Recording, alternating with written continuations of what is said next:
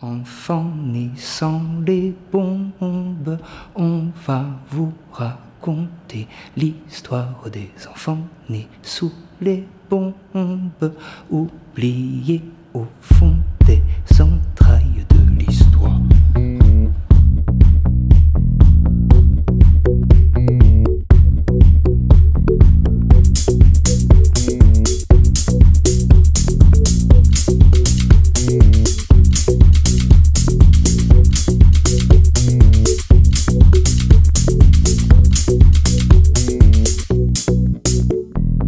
Je m'appelle Emmanuel de Candido, je suis avant tout comédien. J'ai fait aussi de la mise en scène. Récemment, avec la compagnie MAPS, je me suis lancé un peu dans l'écriture théâtrale. Voilà, et j'ai un parcours entre la Belgique et la France, puisque je suis belge, mais je suis parti 5 ans en France. Et me voici en Belgique depuis 3-4 ans, et je bosse avec 3 compagnies, une en France et 2 en Belgique.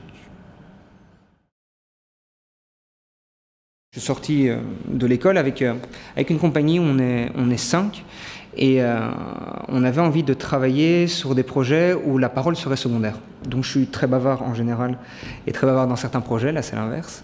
C'est des improvisations, donc beaucoup sur le corps, physique, et à partir de là, il y a un regard extérieur, un metteur en scène qui reprend des éléments et qui dessine quelque chose, et on a comme ça des tableaux, donc on a quelque chose un peu un théâtre chorégraphique qui a le délire et l'humour peut-être qu'on pourrait retrouver chez Chaplin, mais quelque chose de, voilà, un peu aussi de délirant et d'éclaté, et qui ne nous empêche pas de se pencher sur des sujets qui nous touchent. Les 2 premiers spectacles, qui s'appellent 7e étage, donc le nom de la compagnie, mais aussi le nom du premier spectacle, et Veuillez agréer, c'est sur le monde du travail, l'oppression au travail, et le besoin des travailleurs de s'échapper par leurs rêves, et voilà, être déconnectés, et ça donne des situations assez délirantes. J'ai commencé avec Pierrot, qui est pianiste classique et aussi auteur aujourd'hui, mais on a commencé par pousser les meubles du salon de nos parents et à bosser sur un texte qui s'appelle Novecento pianiste, et qui rassemblait sur le plateau un comédien, un pianiste, donc on était tous les 2. Et on a tenu ce projet pendant 7 ans, on l'a joué en fait 3 saisons, on a terminé au Riche-Clair, non, à l'Éden, d'ailleurs au Théâtre de l'Éden à Charleroi, quelques dates dernièrement. Et voilà, cette rencontre a été super forte et c'était la première rencontre en tant que comédien avec un musicien et ça nous a donné tous les 2 envie de continuer. Et j'ai plongé là-dedans avec lui sur d'autres projets. Et là, par exemple, il a écrit un texte qui s'appelle « Comme une larme sur un sourire », qui parle de l'immigration en Belgique, ceci dit l'immigration revient, de musiciens albanais qui décident de venir jouer en Belgique. Ils descendent du car, ils jouent et ils ne reviennent jamais dans le car, ils restent en Belgique, ils obtiennent leur papier. Et il se trouve que chose assez épatante, c'est que je joue avec 11 musiciens à cordes, donc violoncelle, violon, alto, etc. Et que parmi les 11 musiciens, la majorité sont des musiciens albanais qui ont vraiment vécu ça.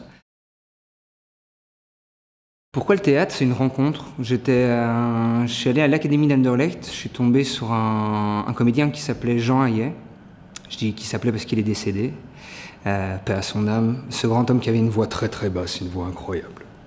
Et un comédien des galeries. Et j'ai commencé la déclamation avec lui. C'était vraiment des textes, des poèmes, et j'ai accroché.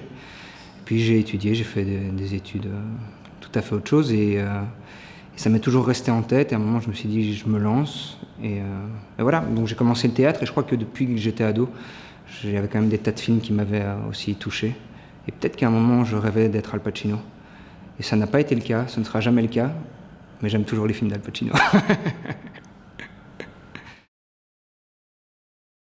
Pour moi, le théâtre, c'est un art qui est à la fois futile et crucial.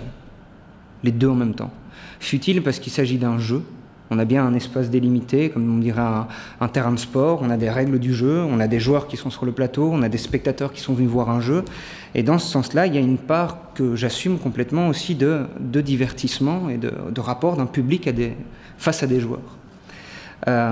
Et en même temps, il est crucial parce qu'il y a quelque chose du sacré ou du spirituel, sans du tout que ce soit religieux, mais en tout cas un moment, un espace-temps privilégié entre les acteurs et les spectateurs qui permet de secouer les imaginaires et aussi d'avoir une réflexion sur soi et sur le monde. Et en ça, oui, je trouve que c'est une pratique qui permet de défendre une série de valeurs ou de propos. Mais c'est toujours les deux en même temps, futile et crucial. Je crois qu'aucun artiste ne peut créer sans espace vide. Et que donc c'est la question de chacun de comment est-ce qu'on crée de l'espace vide. Pour être honnête, souvent je dois le programmer. C'est terrible à dire, parce que ça paraît moche. Mais c'est la réalité quand même. La meilleure manière pour moi de créer de l'espace vide, c'est un moment de dire de tel moment à tel moment, ou telle date ou à telle date, je le consacre à de la création, et ça veut dire peut-être d'abord à ne rien faire.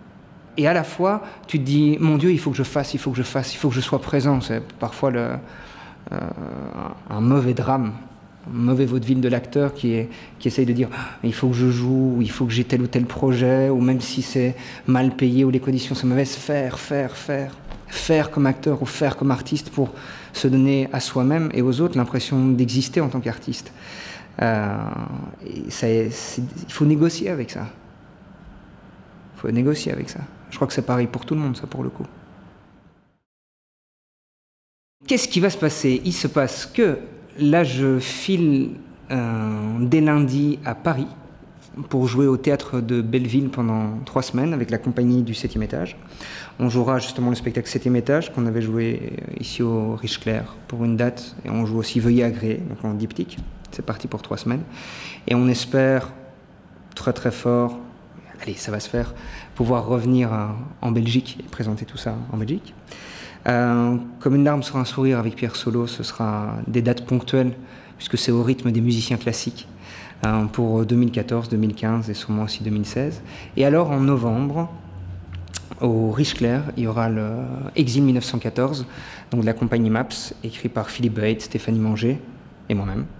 Et on se retrouvera aussi tous les 3 sur le plateau, avec ces 3 textes inédits sur les exils de la Première Guerre mondiale.